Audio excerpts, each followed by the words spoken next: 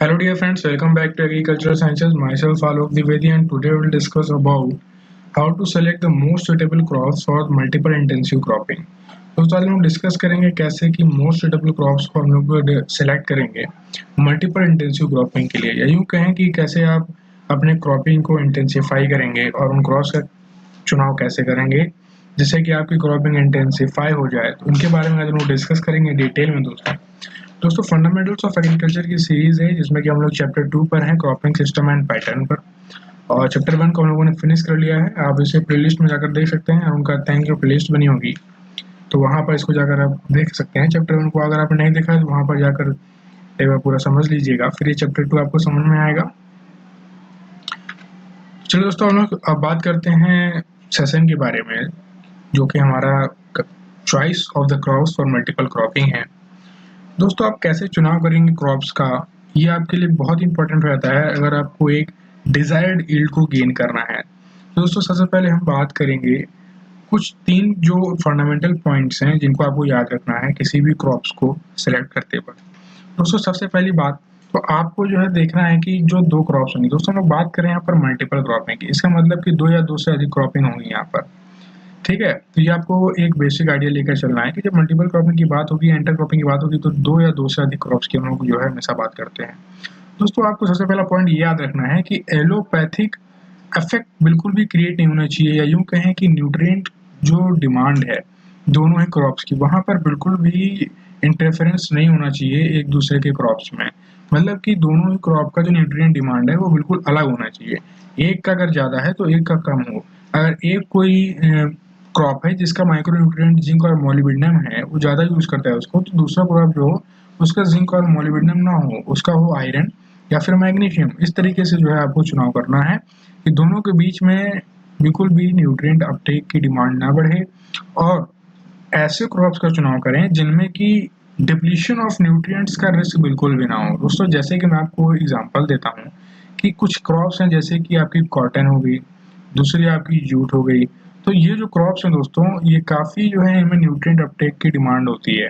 मतलब ऐसा समझ लीजिए कि अगर आप इनको बार-बार इनको करते हैं, मतलब मोनोकल्चर मोनोक्रॉपिंग यदि आप करेंगे और इसको बार-बार अगर आप इसको रिपीट करेंगे इस कल्टीवेशन को, मतलब एक ग्रोइंग सीजन में आपने लिया, फिर नेक्स्ट सीजन में फिर आपने जो है इसी को कल्टीवेट किया, तो ये जो आपके सॉइल के जो न्यूट्रिएंट्स होंगे वो बहुत तेज़ी से यहाँ पर डिप्लीट होंगे, और एक ऐसी जो है कंडीशन आएगी कि आपकी क्रॉप या आपकी सॉइल जो है वो बिल्कुल भी वहाँ से न्यूट्रिएंट्स रिप्लेस हो जाएंगे और वो आपकी लैंड बैरन हो जाएगी, बैरन लैंड में कन्वर्ट हो जाएगी आपकी लैंड। तो आपको ये बात ज़रूर याद रखना है कि दोनों क्रॉप्स के बीच में न्यूट्रिएंट डिमांड को लेकर कंपटीशन नहीं क्रिएट होना चाहिए। नेक्स्ट जो आपका पॉइंट दोस्तों ये है कि legumes must have a definite place in any cropping system.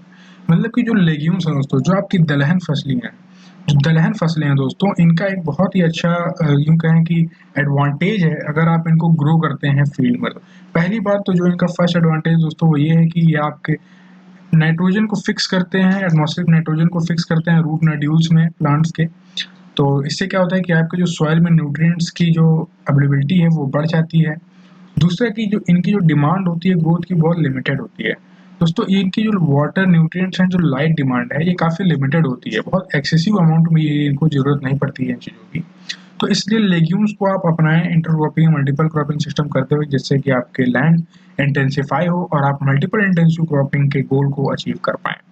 Next जो थर्ड हमारा जो पॉइंट है कि सिलेक्शन ऑफ क्रॉप्स के लिए, वो है दोस्तों वेजिटेबल्स।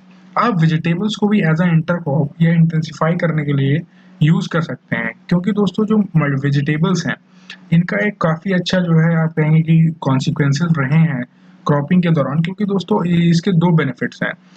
लेफ्ट हैंड में आपको ये देता है हाई कैश, और सेकंड जो आपका जो बेनिफिट है वो ये है न्यूट्रिशनल वैल्यूज।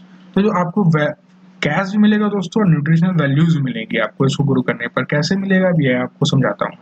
दोस्तों मान लीजिए कि आपने एक कॉलम है आपकी जिसमें आपने वीट को कल्टीवेट किया है, वीट को ग्रो किया है, और फिर आपने जो है वीट को ग्रो किया 30 सेंटीमीटर अपार्ट, और इसके बीच में जो गैप है दोस्तों यहाँ आप वेजिटेबल्स ग्रो कर दीजिए, या यूँ कहिए कि ऑर्चर्ड या प्लांटेशन है, मान लीजिए मैंगो यहाँ पर ग्रोन है और फिर मैंगो ग्रोन है, जो बीच में जो आपका स्पेस बचा यहाँ आप वेजिटेबल्स को ग्रो कर दीजिए। तो क्या होगा कि आपको इस वेजिटेबल से एक एक्स्ट्रा इनकम मिलेगी, मतलब डाइवर्स इनकम का जो पाथ है वो क्रिएट हो जाएगा, और जो न्यूट्रिशनल वैल्यूज जो आप देंगे वेजिटेबल्स को ग्रो कर सोसाइटी में, उसका तो अलग ही एक एडवांटेज होगा। तो इस तरीके से दोस्तों आप डाइवर्सिफाई या यूं कहें कि इंटेंसिफाई कर सकते हैं अपने क्रॉपिंग सिस्टम को। इस तरीके से आप चूज करेंगे क्रॉप्स को कि कौन सी क्रॉप्स का आपको कल्टीवेशन करना है। दोस्तों जो मोस्ट ऑफ द वेजिटेबल्स हैं, इनको आप क्या कर सकते हैं, डायरेक्ट ना सो करने के बजाय आप इनको ट्रांसप्लांट कर सकते हैं। मतलब कि आप इनके सीडलिंग्स को जो है तैयार करिए नर्सरी में और फिर इनको प्लांट करिए फील्ड पर।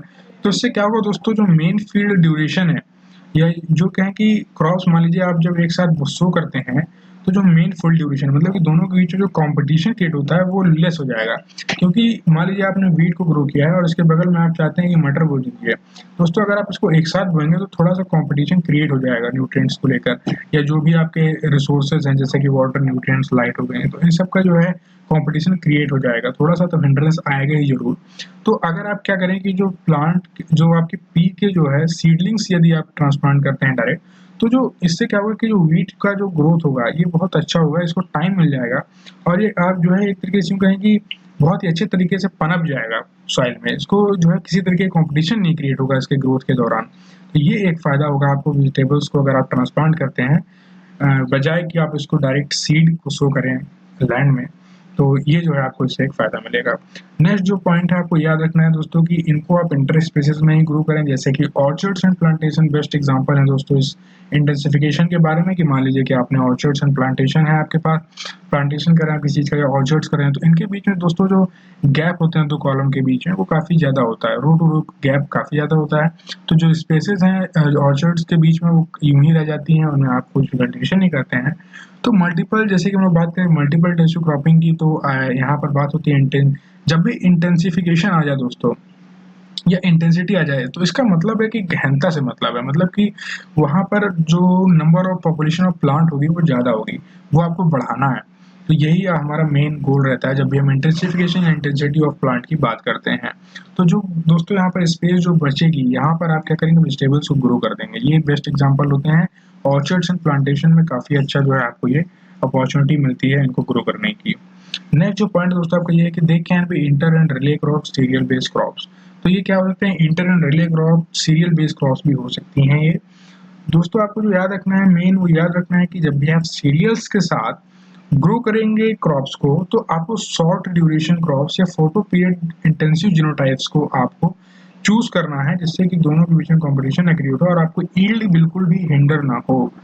तो ये दो पॉइंट्स आपको याद रखना दोस्तों बहुत जरूरी है कि शॉर्ट ड्यूरेशन क्रॉप्स और फोटो पीरियड इंटेंसिव जीनोटाइप्स, ये फैक्टर्स आपको याद रखना बहुत जरूरी है यदि आप सीरियल्स के साथ जो है इंटेंसिफिकेशन करना चाहते हैं क्रॉप्स का। तो दोस्तों आई होप आपको समझ में आ गया है कैसे चुनाव करेंगे आप क्रॉप्स का। जब भी आपको मल्टीपल इंटेंसिव क्रॉप्स की बात होगी आपके लिए, तो आप बहुत ही अच्छे तरीके से उसको एक्सप्लेन कर पाएंगे। तो दोस्तों आप मुझसे सोशल मीडिया पर कनेक्ट कर सकते हैं। यह है मेरा फेसबुक पेज प्रोफाइल, ये है इंस्टाग्राम यूजर नेम आलोक_द्विवेदी52, ये हमारा टेलीग्राम ग्रुप है दोस्तों। सेम लोगो है जो हमारे चैनल का है, वही सेम लोगो आपका टेलीग्राम पर भी है, तो आप इसको ज्वाइन कर लीजिए। यहाँ आपको वीडियो की नोटिफिकेशंस रेगुलर मिलेंगे, आप मिस नहीं करेंगे कोई भी वीडियो दोस्तों। तो यदि आपको कोई डाउट अगर रह जाता है इस टॉपिक से, तो आप कमेंट सेक्शन में पूछ सकते हैं, या फिर कोई और क्वेरी हो तो आप उसे भी जरूर पूछ सकते हैं। So thank you friends for your visit.